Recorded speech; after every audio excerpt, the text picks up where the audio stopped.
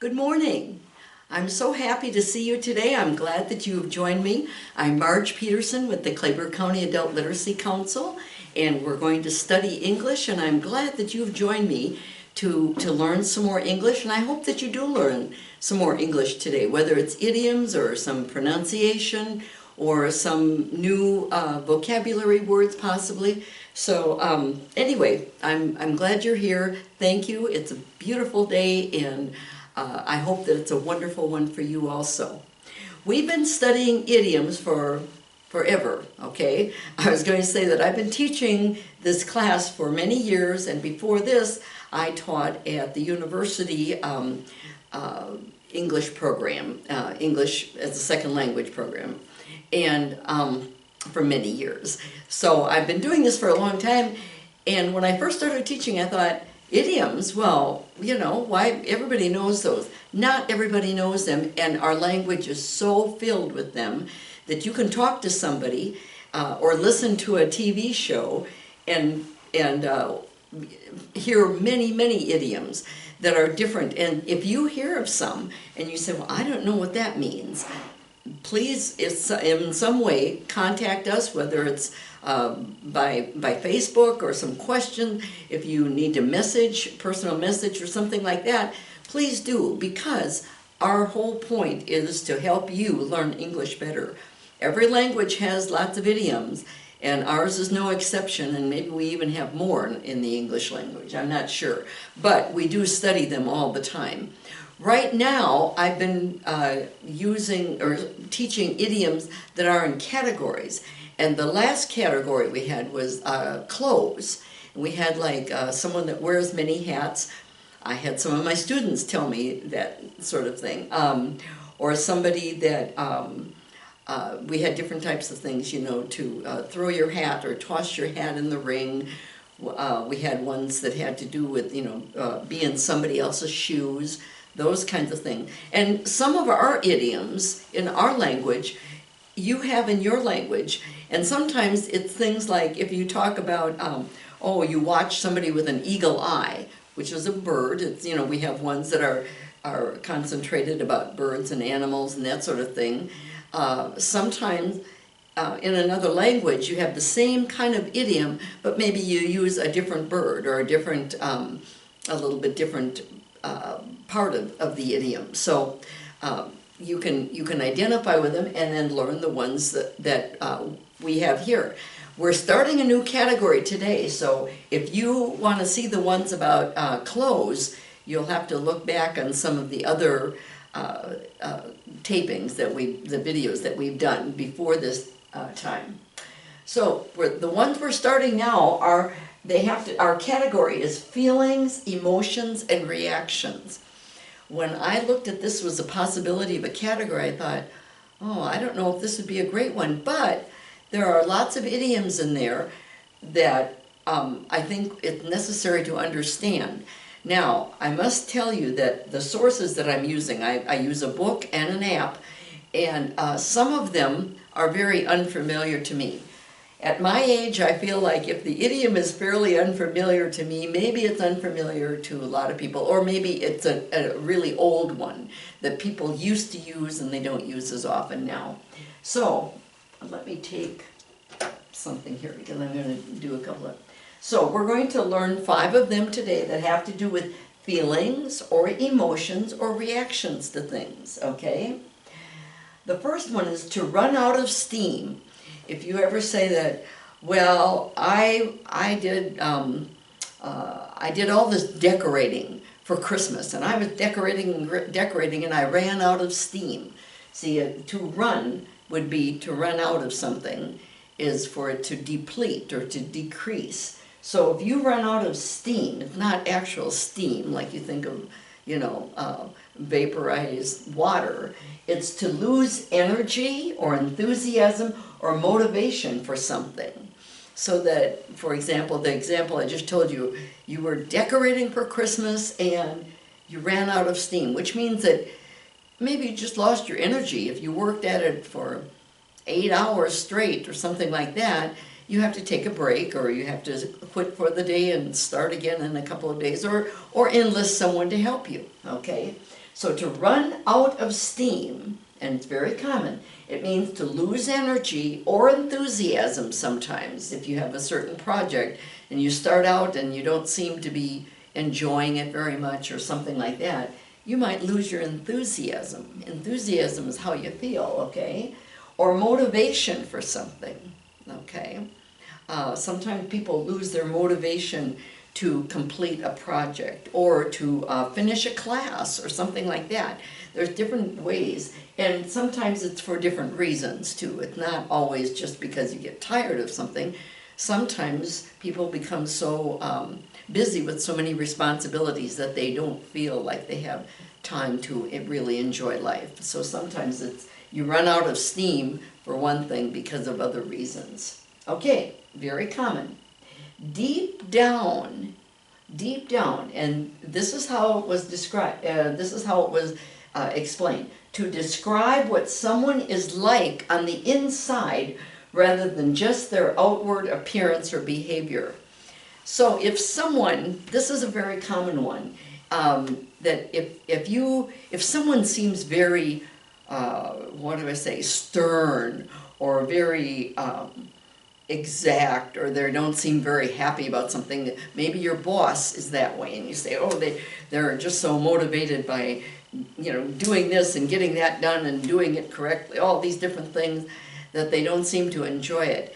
But deep down, they feel differently, okay? That's what someone is like on the inside rather than just their outward appearance or behavior. Sometimes we say that about certain teachers or parents or somebody that's in an authority role. You say, well, you know, they always seem, you know, like they're just authoritarian. They don't seem like they are very kind to everybody, but deep down they are.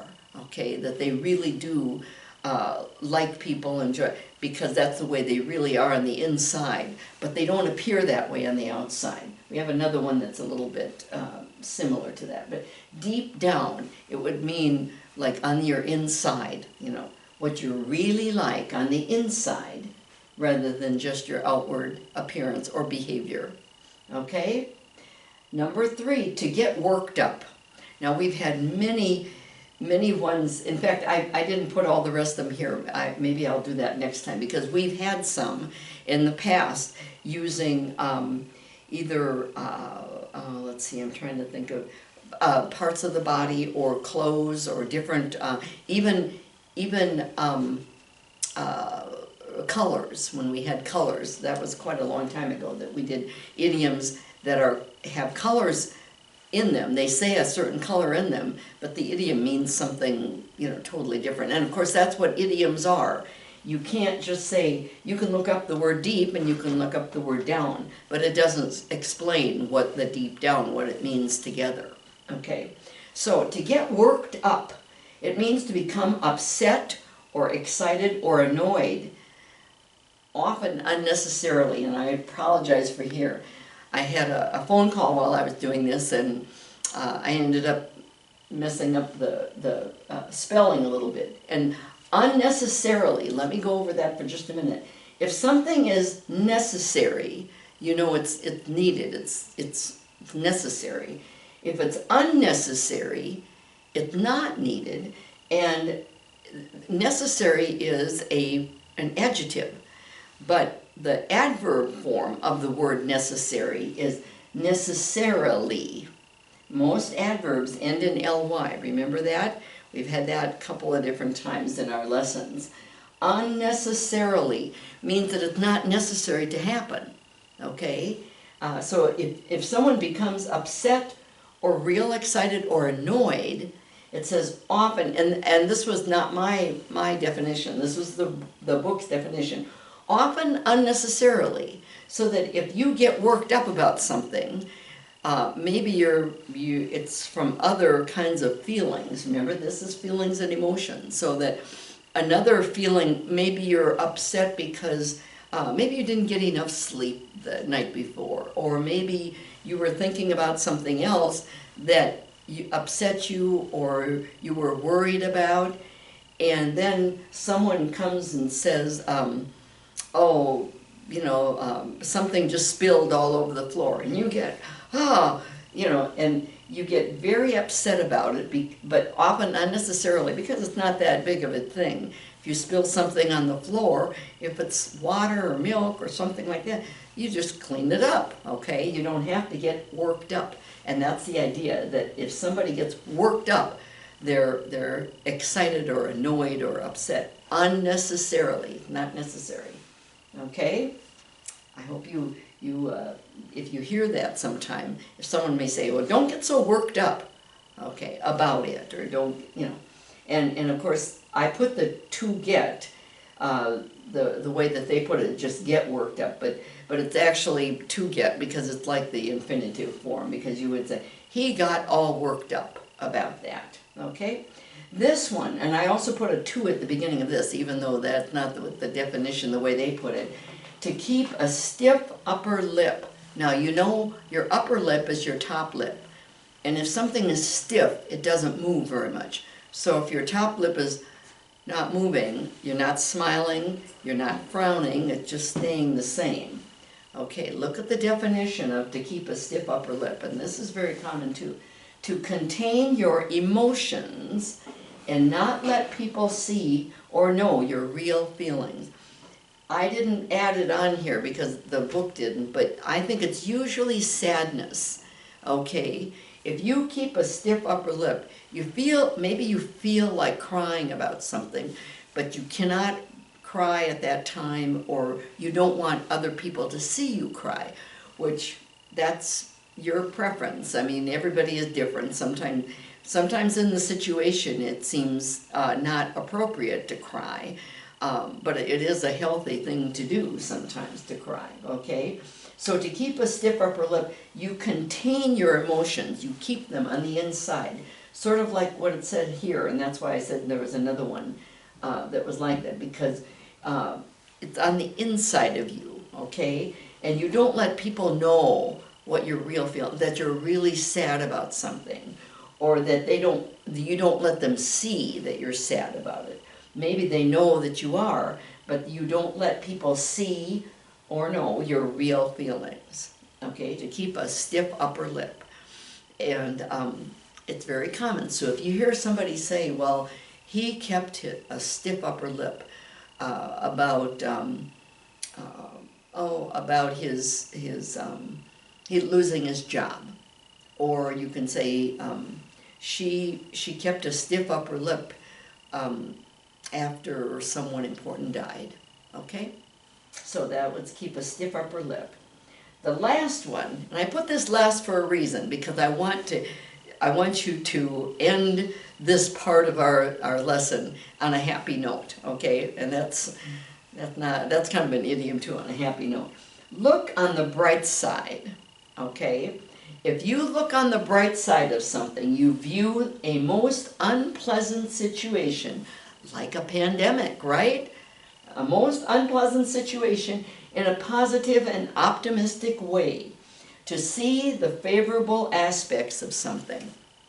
So the reason I thought about this when I saw this and chose this one for our last one today is that we've all been affected by the coronavirus pandemic, okay?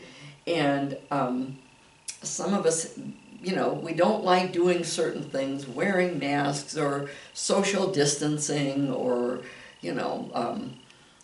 doing some of the things, cleaning the way we didn't clean before, or that you have to do it all the time. Different things like that. And those are kind of unpleasant situations. But if you try to view the unpleasant situation in a positive and optimistic way. In our Zoom class, we talked a little bit about creativity. And during this past year, while we've been in this pandemic, all of us, whether you realize it or not, we all had to become more creative, okay? Whether it was fixing food a certain way, or doing things a certain way, or spending our days a certain way, okay? That helped us, rather than just burying your head in the sand, or not being positive about certain things. So if you view or see a most unpleasant situation in a positive and optimistic way, this pandemic is going to end someday. And I think we're beginning to see, this was another one, a light at the end of the tunnel. Okay, we're beginning to see that maybe the numbers are going down and things like that. So that's an optimistic. It's not pessimistic, it's the opposite of that. Optimistic means that you see the good part of it, or to see the favorable aspects of something. And one of the favorable aspects of the pandemic is that you've got to spend more time with your family.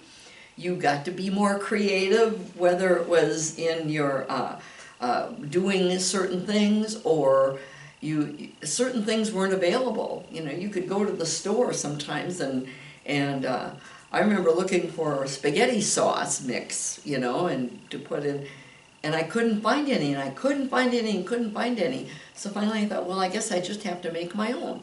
I had to be creative, you know. And so there are some favorable things that have come from the pandemic.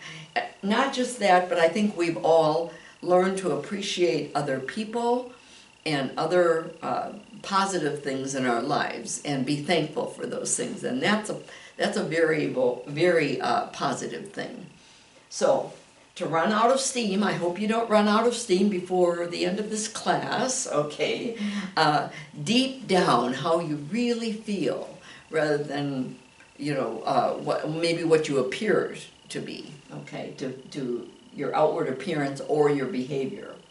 To get worked up, to be all excited or upset or annoyed about something when it's not really necessary. To get worked up, to keep a stiff upper lip, and like I said, usually it has to do with sadness. Okay, you don't want people to see that you're really sad, or that you feel a certain way. And to look on the bright side. Okay, all of these have to do with feelings or emotions or reactions. So I hope that you, if some of these were already familiar to you, then it's just a review, or in addition to maybe what you understood it to be. But if they're new to you, write them down and listen for them when people say things, or when you're reading something in English, or use them, okay? That's a good thing to do, because it's a way. I know that one of my students, this was several years ago, when we had color idioms, and the idiom was once in a blue moon, okay? Well, and there is such a thing as a blue moon, and it has to do with how many full moons there are in a certain month, in any given month. Anyway, so she started using it, and it means not very often, okay? So she'd say, well, she would do a certain thing once in a blue moon, and that's how you get to really practicing them. So if some of these are new to you and you're just learning them now, practice them. Okay, write them down, use them with your family, because they will learn something in that process too. Okay, and next time we'll have some more idioms, because we don't do them all at the same time, but I like to do like 5 or 6 or 4 or 5, something like that each time.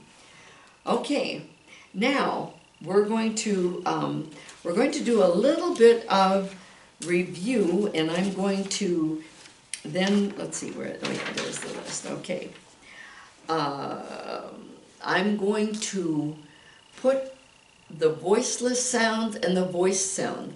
And the reason I'm reviewing it is because I think we need to practice and practice and practice this sort of thing, because I hear people using them wrong, okay? So that it's something that you just have to listen to a lot and hear, and then practice using them.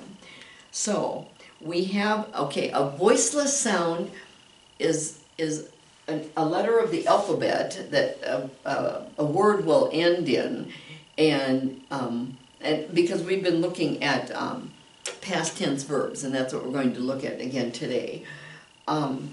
So that if you can feel it, if it doesn't make a zzz sound, let me do the voice sounds first. Maybe I should do those first. because all vowels are voice sounds.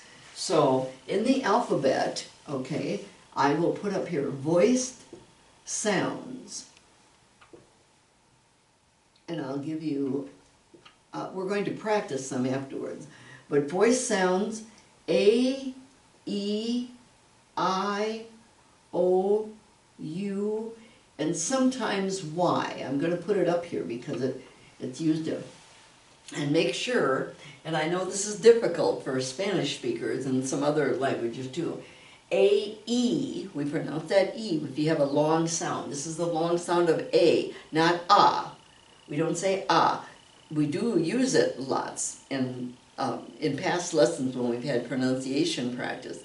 There's lots of different ways that you can say that letter. But the long, what we call the long sound, is A, E, I, O, U, and sometimes Y, I. We use that I. But this one, or I'm sorry, this one right here. In Spanish, I know this is a E, and this is I believe that's a isn't it? I think in Spanish. But I hear people lots of times they see that and they think it should be an E sound, and sometimes it is in English, but not always.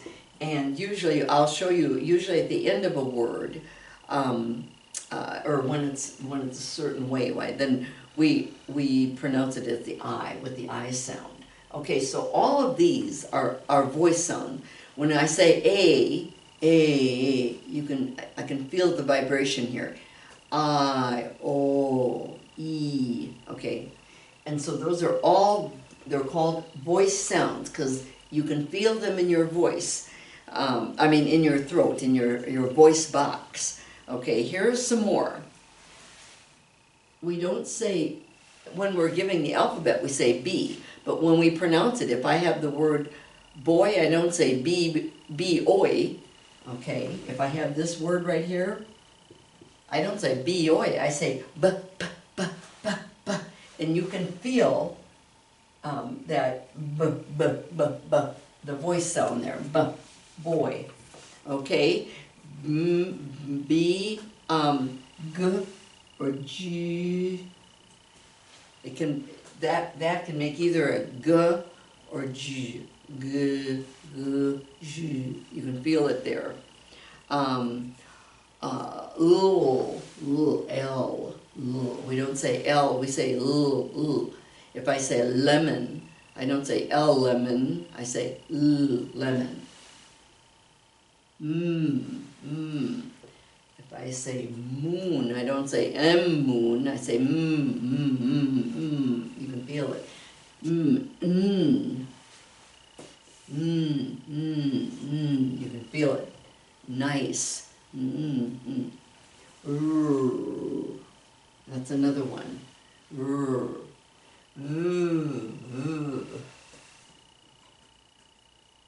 And then the last one, Z. Okay, those are all voice sounds. And let's see, I'm trying to see some of the ones that we had here. Oh, okay. T and D. The D is also a voice sound, but we're going to do that in just a minute here. Okay, now the voiceless sounds, okay, let's see. I'll put those over here. And voiceless sounds are ones that you hear with, that you don't hear, you don't feel it here, you feel it out in front of your mouth. So if I say s, I don't say S snake, I say snake, or same, okay? Another one is a K.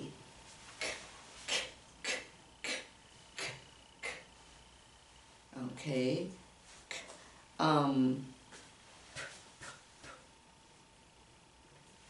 P. Party. Okay. and F,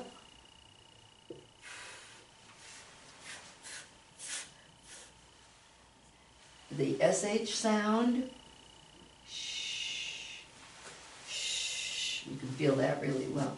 The CH, ch, ch, ch, ch, ch, chicken, okay, ch, ch, and the last one's the X, okay. Okay, and now if a word of a verb, a past tense verb ends in a voice sound, okay, then we make that the let's see, I'm trying to see. Okay.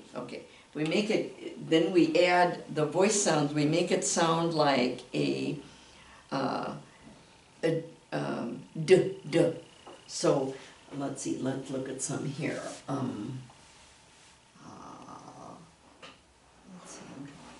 Let's see with my list here, hold on. I have some, okay, if it ends like, okay, this one's a really common one. Use, zzz, it has a Z sound to it, but it ends in a vowel. Okay, the past tense, we add a D. Used, used. If it's a voice sound, we make it sound like a D, the past tense, the d, d. If it's a voiceless sound, we make it sound like a T. Okay, so if you have the word walk, that's one of the really common ones. Walk. Okay, we don't say walk-ed. No. We write it this way, just like we make you, but we say walked. Make it sound like a T. Is what the sound is.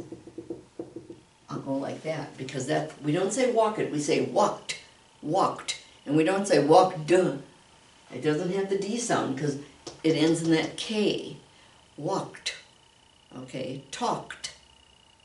Okay, practice those things because it's really important. I'm going to put a list of really common verbs up here, and we're going to practice them. There's one more thing I want to say is that there's voice and voiceless sound. Now, if the word itself ends in a D or a T, okay, if the verb, the past tense verb, ends in D or, and I'm going to go like this, or T, then the past sounds like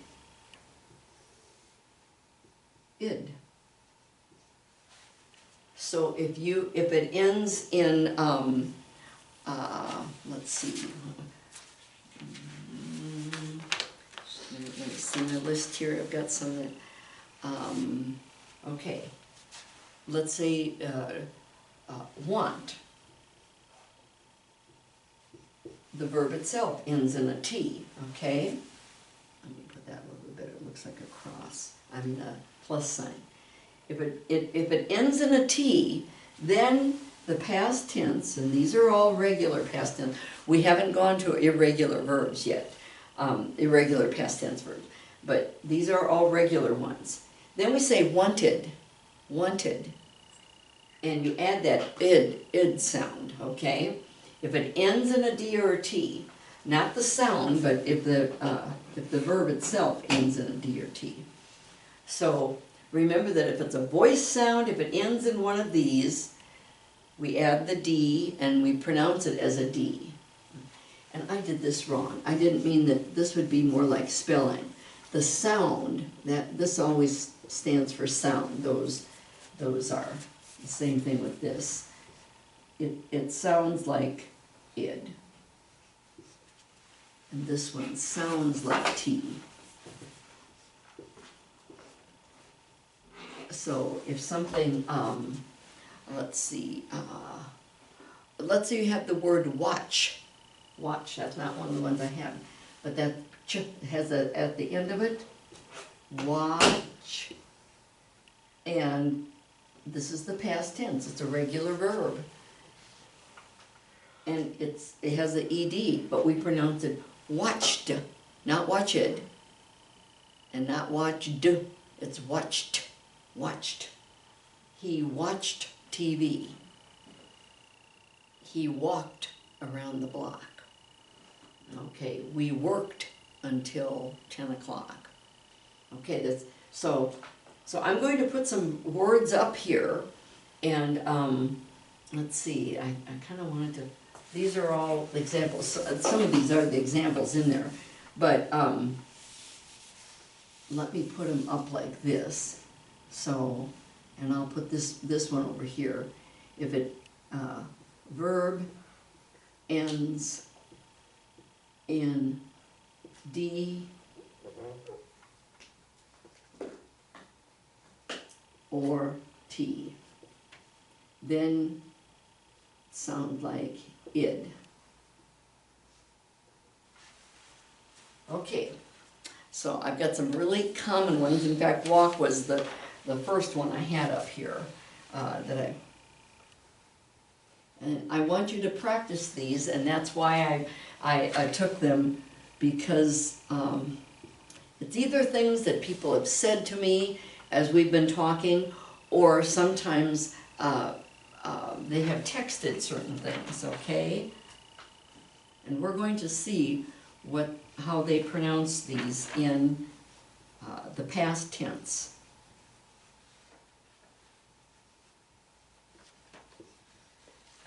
3, 4, 5, okay, help. Work. I'll find that one. Learn. Jump. Look. Need. Ask. Stop. Smile. We already had this one. Use. I guess I can put them down here. Decide. Complete. Show. Now some of these, if like in show, for example, that would be, there's another one over here that I guess we had it up here for, oh, maybe use would be, that it doesn't end in the O, but it ends in the O sound, okay? And that's what the sounds, these are sounds, okay? Enter, test, start, and end. Okay. Very, very common all of these are. So, and the way if you're, we're going to make the past tense. I'm just going to add it on here. Okay, because these are regular. These are not irregular ones. So, okay, we already did walk. If you add the ed, you pronounce it walked, walked. How about this one? It's the same thing. Add the ed, talked. So if you know one, okay, because there's another one down here. That's a word. Okay, this one we do change the spelling of it for the past tense. It's a regular one, but instead of saying study, because again, it's one of the, we pronounce it, we don't, we spell it this way, we change it, but we say studied, studied, with the D sound at the end, okay? Here's another one. Oh, that's the one that's like show, okay? Follow, follow. We add the ed and we say, we don't say follow it, follow it. Sometimes I've heard people reading things and they'll say follow it. No, followed, followed. Put just the D sound, followed. Here's another T one. for oh, I'm sorry, no, it's one of them right here, it's one of these right here. It ends in D or T, so we add the ED, and how do you pronounce that? We don't say want, we say wanted, wanted. You actually add another syllable, wanted, because it ends in a D or a T. Here's P, that's a voiceless sound, so it's helped, not helped, helped, helped. I hope that you're writing these down because they're so common, and it's very common to for people to use them, but if you use them in the wrong way, it's not a good thing. You need to learn to do them, say them in the correct way. Worked, worked. That's another one like this K sound at the end, which is a voiceless sound. Worked. So you make it sound like a T. Worked, worked. Okay, here's one. It ends in an N. That's a voice sound. So how would you say this? Not learned. Not learned. What do we say? Learned. Learned. Just the that with the D sound at the end of it. Learned. Here's one that has a voiceless sound. So how do you pronounce this? Jumped. Jumped. Good. Okay, here's another K one. So how do you pronounce this one? Looked. Looked. Every time you see a K at the end, remember that, okay? Here's one that ends in a D, so we add the ED, and how do you pronounce it? 2 syllables. Needed. Needed. Needed. Really important, because sometimes I hear people read it, need, because they think it should just have the D sound. Needed. If it ends in a D or a T, add that syllable, ED. Okay, you're always adding an ED, but add the, and actually they pronounce it id, like instead of ed, needed. You can say needed, but usually most people will say needed. It'll sound like an id sound. Here's the K. Oh, I've heard people say asked or asked, and it ends in a K, so it should have the T sound. Asked, asked. That's a strange one, asked, but that's what it is. Here's a P, voiceless sound. We add 2 P's to make the past, to spell it. So instead of saying stopped, we say stopped, stopped, because it's the P. It ends in that P sound, stopped. Here's another one, smile. What does that end in? Oh, it has an E on it, but the sound at the end, that E is silent. So how do you say it then? Not smiled, we say smiled, smiled. Put that D on it. And since it has an E, all we do is add the D. We don't have to use it. Same thing with use, used. If you say, I used the book, okay? Or he smiled at me. Okay, good, we've got a few more left here. Okay, now this one, decide, here it ends in this D sound. It has an E at the end, just so that one, just like smile and use did. But these are ones, the E is silent, so it ends in a D. So how would you say the past tense? We spell it with just a D. How do you say that? Decide? No. You add a syllable. Decided. Decided. We decided to go shopping. Decided. Decided. This is partly grammar and partly pronunciation, okay? So just make sure that you understand. The same thing with complete. Complete. We only have to add a D, okay? But it ends in a D or T, so we add the syllable. Completed. She completed the paper. Or she completed her dinner. Completed. Here's the O, and all vowel sounds are considered voiced, okay? So when we add the ED, how do we pronounce that word? Showed, showed, with the D, D sound, okay? Showed. Enter, that's a voice sound, isn't it? Enter, okay? So do we say entered? No, no, because it doesn't end in a D or a T. Enter ends in an R. Entered, entered, entered. And I'm kind of pronouncing it, what do I say, strongly, because I want you to hear it, entered. I don't want you to pronounce entered or entered, and no T sound. It's a D, because it ends in the R. The verb ends in the R. Here's one that ends in a T, so if we add the ED, how do you pronounce that one? Tested, tested, not tested. No, you have to actually make a whole new syllable. Tested. So instead of being one syllable now, it's two. Tested. Same thing with the next one. It ends in the T. Okay, you add the ED for the past. Started. Started.